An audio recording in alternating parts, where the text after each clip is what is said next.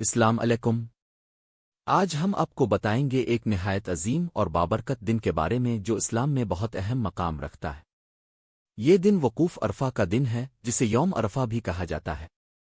یہ دن حج کے سب سے اہم ارکان میں سے ایک ہے اور اس دن کو اللہ تعالیٰ نے بے شمار فضیلت عطا فرمائی ہے۔ حج کے دوران جب ذوالحجہ کی 9 تاریخ آتی ہے تو حجاج کرام مکہ مکرمہ کے قریب ایک خاص میدان میں جمع ہوتے ہیں جسے عرفات کہا جاتا ہے۔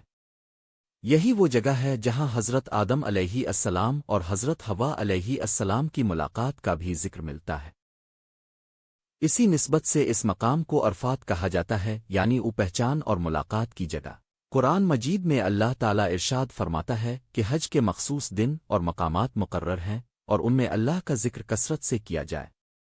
وقوف عرفہ اسی حکم کی عملی شکل ہے جہاں ہر حاجی سفید لباس میں دنیاوی فرقوں سے آزاد ہو کر صرف اللہ کے حضور حاضر ہوتا ہے۔ اس دن کا منظر بہت ہی عظیم ہوتا ہے۔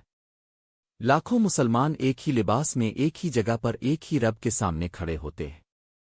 نہ کوئی بادشاہ ہوتا ہے، نہ غلام، نہ امیر، نہ غریب۔ سب برابر ہو کر صرف دعا اور توبہ میں مشغول ہوتے ہیں۔ نبی کریم نے فرمایا کہ حج کا اصل مقصد عرفہ کا وقوف ہے، یعنی جو شخص عرفہ کے دن وہاں کھڑا ہو جائے اس کا حج مکمل ہو جاتا ہے۔ یہ دن مغفرت اور رحمت کا دن ہے۔ اس دن اللہ تعالیٰ اپنے بندوں پر خاص رحمت فرماتا ہے اور بے شمار لوگوں کو جہنم سے آزاد کرتا ہے۔ نبی کریم نے فرمایا کہ عرفہ کے دن سے زیادہ کسی دن اللہ تعالیٰ اپنے بندوں کو جہنم سے آزاد نہیں کرتا۔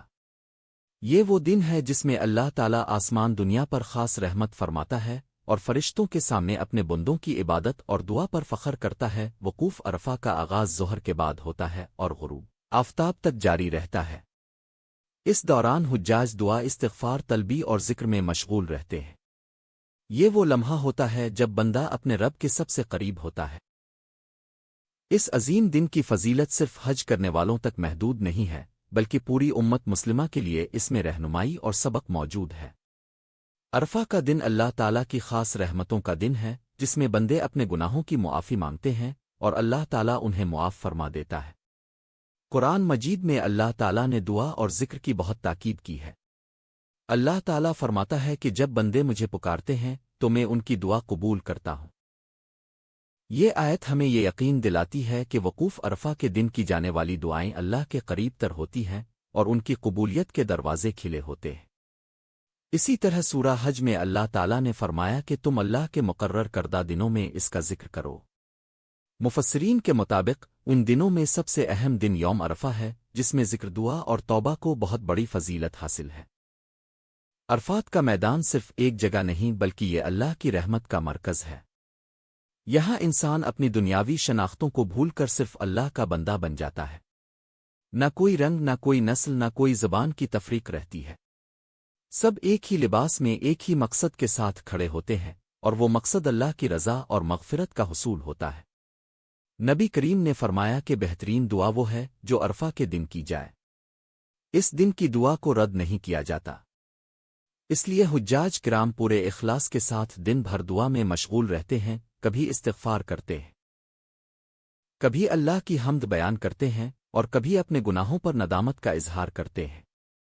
اس دن کا ایک اور اہم پہلو یہ ہے کہ اللہ تعالیٰ اپنے بندوں پر فرشتوں کے سامنے فخر فرماتا ہے کہ دیکھو میرے بندے دور دور سے تھکے ہوئے جسموں کے ساتھ صرف میری رضا کے لیے یہاں آئے ہیں۔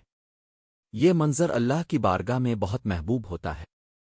عرفات کا میدان ہمیں یہ بھی سکھاتا ہے کہ انسان کی اصل پہچان اس کا ایمان اور اس کا تقوی ہے۔ دنیاوی مقام، مال و دولت اور طاقت سب عارضی ہیں، لیکن اللہ کے سامنے سچی بندگی ہی اصل کامیابی ہے۔ وقوف عرفہ کا وقت انتہائی قیمتی ہوتا ہے، اس دوران ہر لمحہ دعا اور ذکر میں گزارنا چاہیے۔ یہی وہ وقت ہے جب انسان اپنے ماضی کے گناہوں سے توبہ کر کے نئی زندگی کا آغاز کر سکتا ہے۔ وقوف عرفہ کے اس عظیم دن کا ایک اور بہت اہم پہلو یہ ہے کہ یہ دن صرف حج کرنے والوں کے لیے نہیں بلکہ پوری امت مسلمہ کے لیے روحانی برکت اور رحمت کا دن ہے۔ جو مسلمان حج پر نہیں بھی ہوتے وہ بھی اس دن اللہ تعالیٰ کی عبادت، دعا اور استغفار میں مشغول رہتے ہیں۔ اس دن کی ایک بڑی فضیلت یوم عرفہ کا روزہ ہے۔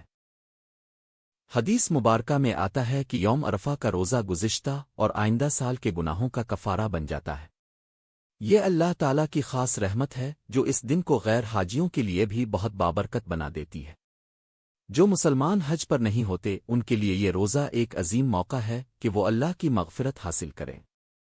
عرفہ کے دن اللہ تعالیٰ اپنے بندوں کی طرف خاص رحمت فرماتا ہے۔ یہ وہ دن ہے جب دعاؤں کی قبولیت کے دروازے کھل جاتے ہیں۔ بندہ جب سچے دل سے اللہ کے سامنے ہاتھ اٹھاتا ہے تو وہ مایوس نہیں لوٹایا جاتا۔ یہی وجہ ہے کہ مسلمان اس دن کو دعا، توبہ اور ذکر کے لیے خاص طور پر استعمال کرتے ہیں۔ قرآن مجید میں اللہ تعالیٰ نے فرمایا کہ اللہ کے ذکر سے دلوں کو سکون ملتا ہے۔ وقوف عرفہ کا پورا دن اسی ذکر، دعا اور توبہ کا عملی نمونہ ہوتا ہے۔ یہ دن انسان کے دل کو بدل دیتا ہے اور اسے اللہ کے قریب کر دیتا ہے۔ عرفات کا میدان ہمیں یہ سبق دیتا ہے کہ انسان کی اصل حقیقت عاجزی اور بندگی ہے۔ وہاں کوئی بڑا یا چھوٹا نہیں ہوتا، سب اللہ کے بندے ہوتے ہیں۔ یہ منظر انسان کو اپنی اصل پہچان یاد دلاتا ہے کہ ہم سب اللہ کے محتاج ہیں۔